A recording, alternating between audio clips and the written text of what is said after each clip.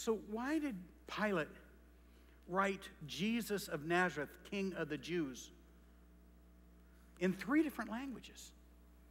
That's not custom. Well, he wrote it in Aramaic, which was the common language of Hebrew that day, so that all the Jewish people who passed by could read Jesus of Nazareth, King of the Jews. He wrote it in Latin, so that any Roman citizen who controlled most of the known earth at that time could read the sign, Jesus of Nazareth, King of the Jews. And he wrote it in Greek, because the commercial language of the day, which was known even broader than Latin, would say, Jesus of Nazareth, King of the Jews. You see, John wasn't the only one inspired when he penned this gospel. Pilate, a non-believer, a pagan, a Roman citizen, procurator of Judea, was inspired by the Holy Spirit when he penned these words, and was inspired to record them in 3 languages, the 3 widely known languages on the face of the earth at that time, because this is a message that all need to hear. Jesus is the King.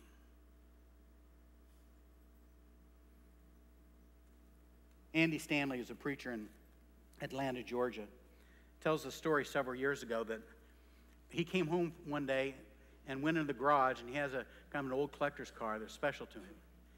And then when he walked by the car, he noticed that someone had etched or scratched on the side of the car from the very back all the way to the front.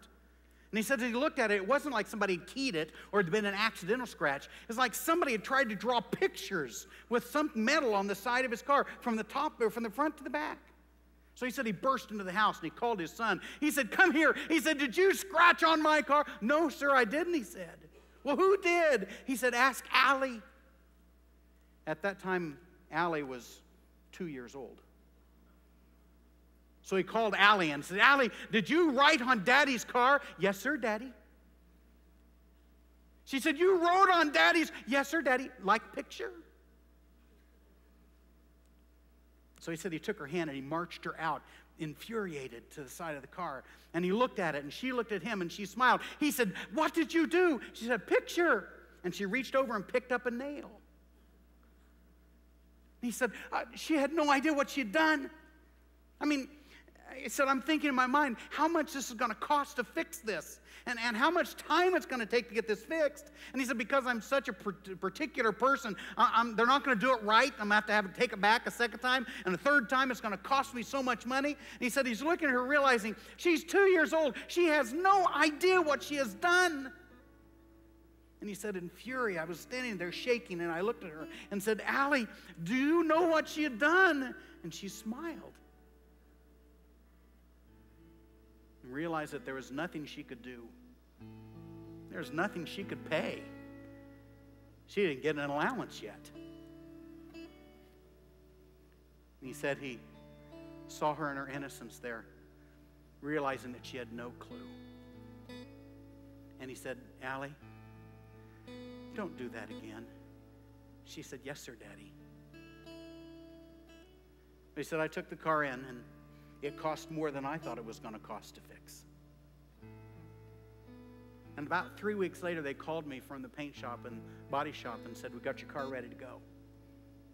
So he said, I drove over, and they opened up the garage door and pulled the car out. And it was fixed up as good as new. I drove it home and invited Allie to get in the car with me, and we went for a ride. God looks at your life and my life.